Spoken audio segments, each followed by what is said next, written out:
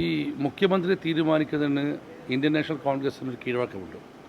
ആ കീഴ്വഴക്കം വെച്ചുള്ള പ്രൊസീഡിങ്സ് പ്രോസസ്സിങ്ങിലാണ്. അതിനിടയ്ക്ക് നടക്കുന്ന ഏത് പ്രകടനമായാലും, ഏത് നേതാവിനെ അനുകൂലിച്ചായാലും പ്രതികൂലിച്ചായാലും ആ നടപടി പൂർണ്ണമായി തെറ്റാണ്.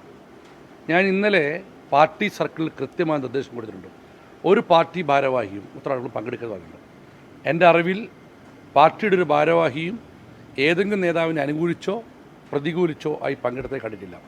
പിന്നെ അവിടെയൊക്കെ പ്രകടനം നടന്നിട്ടുണ്ട്. സാധാരണ ഉത്തരവാദിത്തമുള്ള ആളുകളാണ്. ഏതായാലും ആ നടപടി വെച്ച് പുറപ്പിക്കുന്നതല്ല. അല്ല, ഞാൻ പറഞ്ഞു, ഞാൻ നടപടി എടുക്കണമെന്നുണ്ടെങ്കിൽ ഒരാൾ പാർട്ടി ഭാരവാഹിയാവണ്ടേ. അതായത് പാർട്ടിയുടെ ഏതെങ്കിലും തരത്തിലൊരു ഭാരവാഹിയും അതിൽ പങ്കെടുത്തായിട്ട് കണ്ടിട്ടില്ല, ശ്രദ്ധയിൽപ്പെട്ടിട്ടില്ല. ഞാൻ വിളിച്ചിട്ടുണ്ട് ഇന്ന്, അതിൻ്റെ വിശദീകരണം ചോദിച്ചിട്ടുണ്ട്. അപ്പോൾ അദ്ദേഹം എനിക്കോട് കൃത്യമായി വിവരം തന്നെ പറഞ്ഞിട്ടുണ്ട്. അത് സതുദ്ദേശിതാണ് എന്നോട് പറഞ്ഞത്. ഞാൻ ഫോണിൽ വിളിച്ചു, സംസാരിക്കുന്ന ഫോൺ കട്ടുപോയി. ഏതായാലും അതൊക്കെ ഞാനൊരു കാര്യം പറയാം.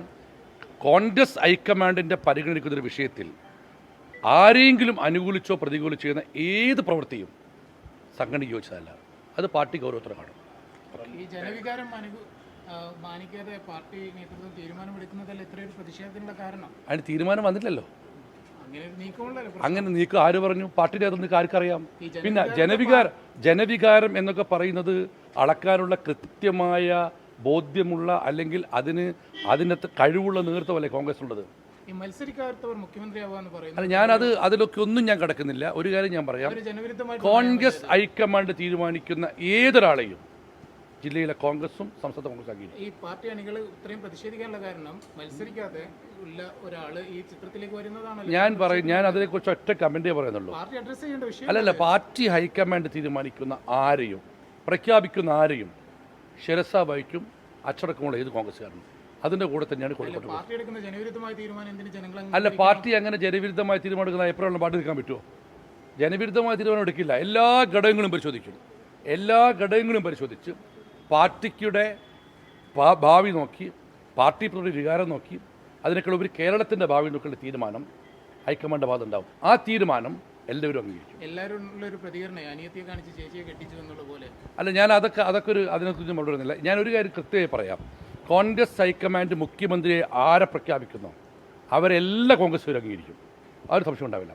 അതിനിടയ്ക്ക് നടക്കുന്ന പ്രകടനങ്ങളാവട്ടെ പൊതുയോഗങ്ങളാവട്ടെ അത് ഏത് നേതാവിനെ അനുകൂലിച്ചാലും പ്രതികൂലിച്ചാലും തെറ്റാണ്. അല്ല, അണികൾക്ക് അങ്ങനെ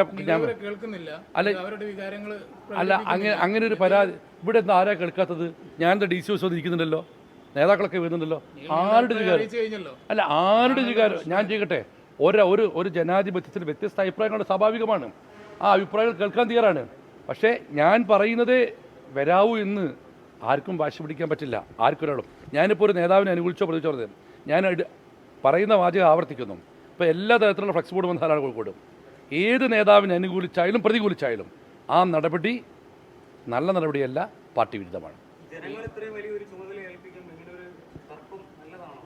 അല്ല, ഈ തർക്കങ്ങൾ ദൗർഭാഗ്യകരമാണ്, പാടില്ലായിരുന്നു. പക്ഷേ ഒരു കാര്യം പറഞ്ഞുതരാം, ഈ തർക്കമുള്ള വിഷയങ്ങളിൽ മിതത്വം പാലിക്കേണ്ടതാണ് അച്ചടക്കമുള്ള പാർട്ടിക്കാരുടെ കടമ. തർക്കം ഉണ്ടാക്കുന്നത് തർക്കമല്ല വിഷയം, തർക്കമുണ്ടാക്കുന്നതാണ് വിഷയം. അതെല്ലാം പാർട്ടി തീരുമാനിക്കട്ടെ. അത്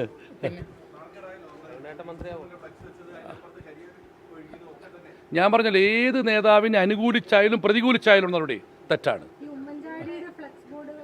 ഞാൻ നിങ്ങളോട് പറഞ്ഞല്ലോ, ഏത് നേതാവിനെ അനുകൂലിച്ചായാലും പ്രതികൂലിച്ച് നടക്കുന്ന പ്രവർത്തനമോ പ്രകടനമോ അത് തെറ്റാണ്, പാർട്ടി വിരുദ്ധമാണ്. അവരംഗീകരിക്കും, സംശയമില്ല. ആരെ പ്രഖ്യാപിച്ചാലും കോഴിക്കോട്ടെ കോൺഗ്രസ് അംഗീകരിക്കും.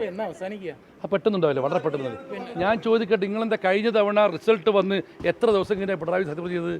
ഞങ്ങൾക്കൊരു സമയം എന്താ? നിങ്ങൾ ഒരു പ്രോസസ് ഇല്ലേ? ആ പ്രോസസ്സ് പൂർത്തീകരിക്കട്ടെ. നിങ്ങളെയാണോ പെൺകുട്ടി ഫോൺ വിളിച്ച് വീഡിയോ സപ്പോർട്ട് ചെയ്യണം? അങ്ങനെ പലരും വിളിക്കുന്നുണ്ട്, പലരും പറയുന്നുണ്ട്, ഞാൻ സംസാരിക്കുന്നുണ്ട്.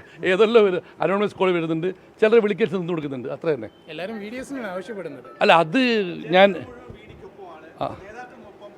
എല്ലാ ഘടകങ്ങളും അതെ ഞാൻ പറഞ്ഞ കോൺഗ്രസ് ഹൈക്കമാൻഡ് പ്രഖ്യാപിക്കുന്ന ആരെയാണോ അവരെ ശിരസ വഹിക്കും കോഴിക്കോട്ടെ കോൺഗ്രസ്.